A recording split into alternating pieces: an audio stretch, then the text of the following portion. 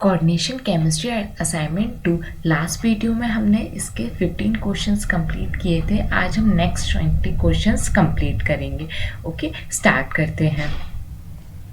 First question है the enthalpies of hydration of calcium magnesium and zinc following the order. Okay, तो जो हमारे पास hydration energy होती है ये क्या होती है, इन्वर्सली प्रोपोर्शनल किसकी होती है, साइज के।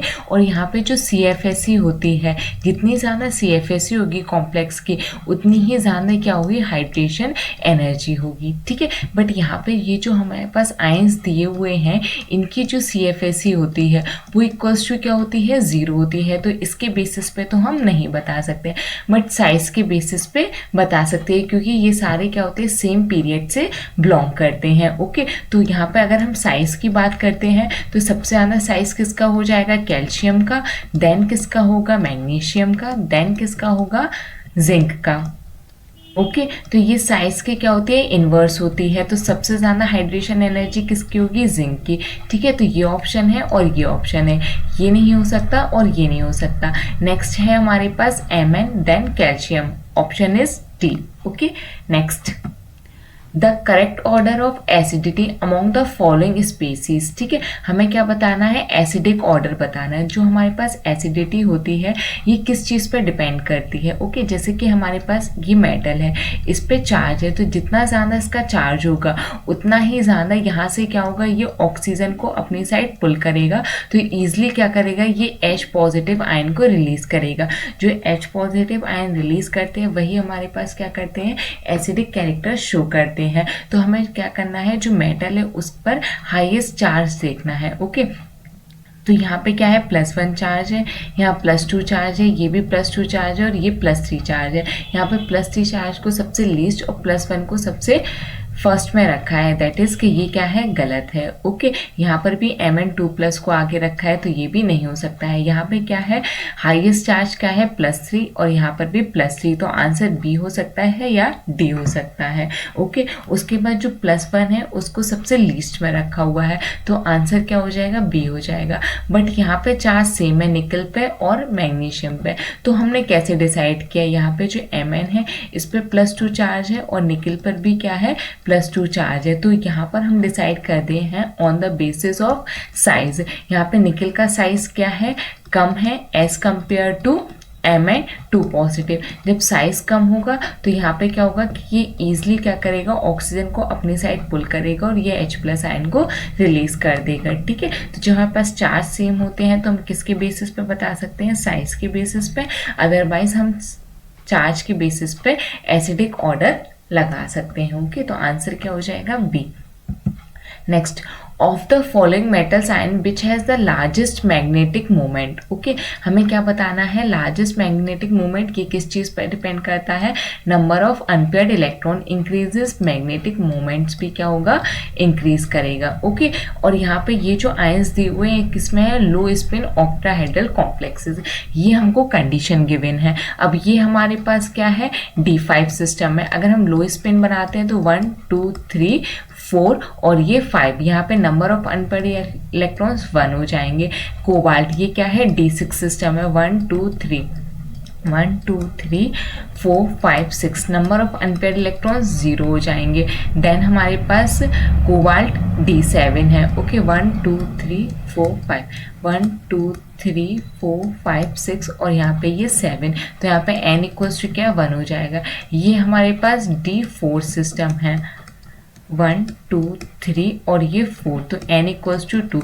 नंबर ऑफ अनपेयर्ड इलेक्ट्रॉन सबसे ज़्यादा किस में आ रहे हैं, क्रोमियम में, तो यही हमारे पास आंसर हो जाएगा। इसका ही जो मैग्नेटिक मोमेंट होगा वो क्या होगा, मैक्सिमम होगा।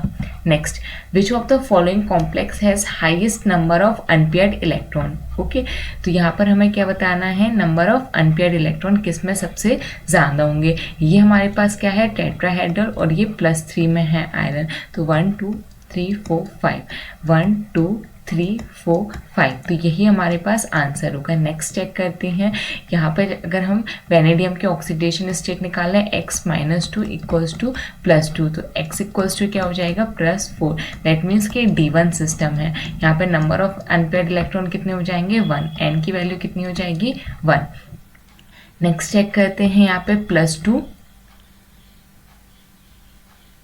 प्लस x माइनस 4, तो यहाँ पे क्या हो जाएगा x इक्वल्स टू क्या आ जाएगा +2, ठीक है।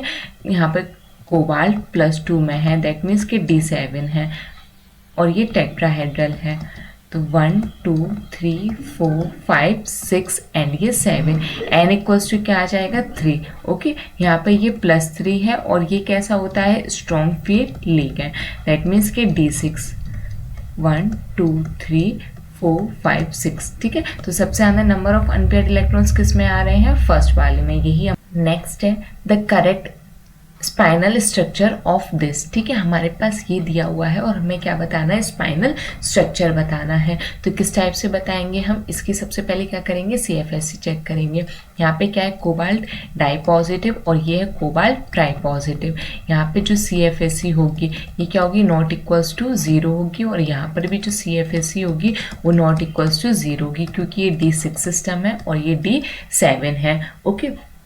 तो हम चेक करेंगे जिसकी मैक्सिमम CFSE होगी वही हमारा क्या होगा, ऑक्टाहेड्रल में जाएगा, और उसी के अकॉर्डिंग हम बताएंगे नॉर्मल स्पाइनल है या फिर इन्वर्स स्पाइनल है, ओके। तो ये हमारे पास कैसा होता है, वीक फील्ड 1 2 3 4 5 6 और ये 7। यहाँ पे जब हम चेक करेंगे तो यहाँ पे हमें ध्यान रखना है, यहाँ पे जो ऑक्सीजन होता है ये कैसे बिहेव करेगा, स्ट्रॉन्ग फील्ड लिगेंड की तरह, ठीक है। तो 1 2 3 4 5 6, ठीक है। जब हम इसकी CFSE कैलकुलेट करेंगे तो CFSE इक्वल्स टू क्या आ जाएगा, -0.8। जब हम इसकी चेक करेंगे तो -0.4 इंटू क्या कर देंगे 6, तो ये क्या आ जाएगा 2.4 माइनस, ठीक है। तो इसकी CFSE क्या है, ज़्यादा है, ओके। तो ये किस में जाएगा, ऑक्टाहेड्रल में, ओके। तो यहाँ पर हमारे पास जो नॉर्मल होते हैं उसकी कंडीशन क्या होती है, Mn2+ और 2Mn3 पॉजिटिव, ये किस में जाएंगे, ऑक्टाहेड्रल में, ये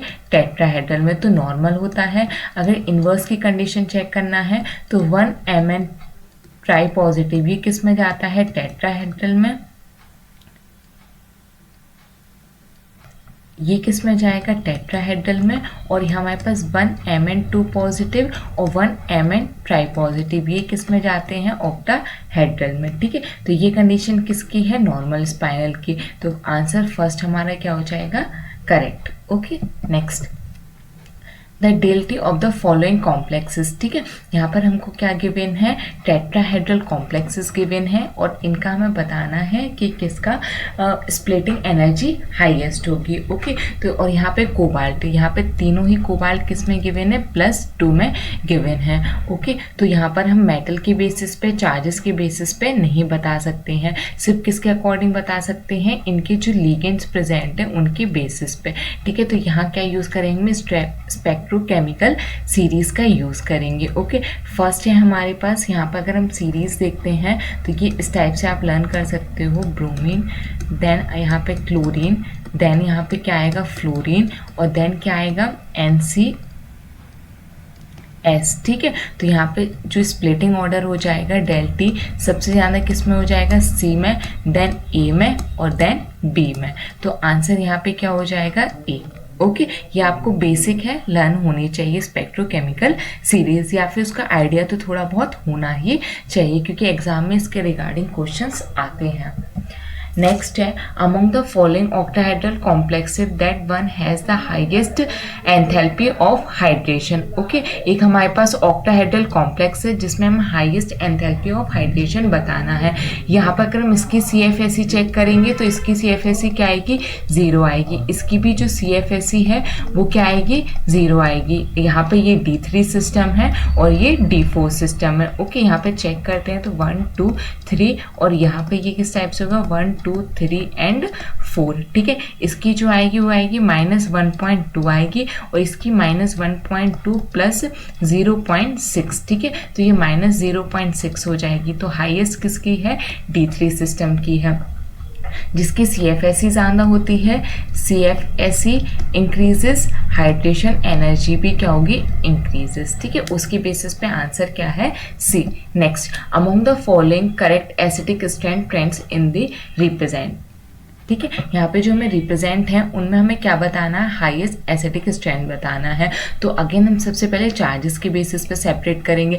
यहाँ पे +2 चार्ज है, यहाँ पे +3 चार्ज है, तो ये नहीं हो सकता है। यहाँ पे भी +2 चार्ज पहले रख दिया है, +3 बाद में, तो ये नहीं हो सकता है। यहाँ पे +3 पहले है, +3 पहले है, तो ये हो सकता है। यहाँ पे भी +3 पहले है और +3 पहले, तो इन दोनों में से कौन सा सही होगा, तो आंसर इज डी। ठीक है, एक रिसर्च पेपर के अकॉर्डिंग यहाँ पे जो आयरन +3 में है इसकी एसिडिक स्ट्रेंथ ज़्यादा होगी as compare to aluminium. Okay, तो ये आपको ध्यान रखना है, आंसर सी नहीं होगा। नेक्स्ट, यहाँ पर हमको क्या गिवन है, एक स्पाइनल गिवन है, is likely to have a normal spinel because. ठीक है, ये क्या है, एक नॉर्मल स्पाइनल है, रीज़न बताना है, ये हमको कंडीशंस गिवन है।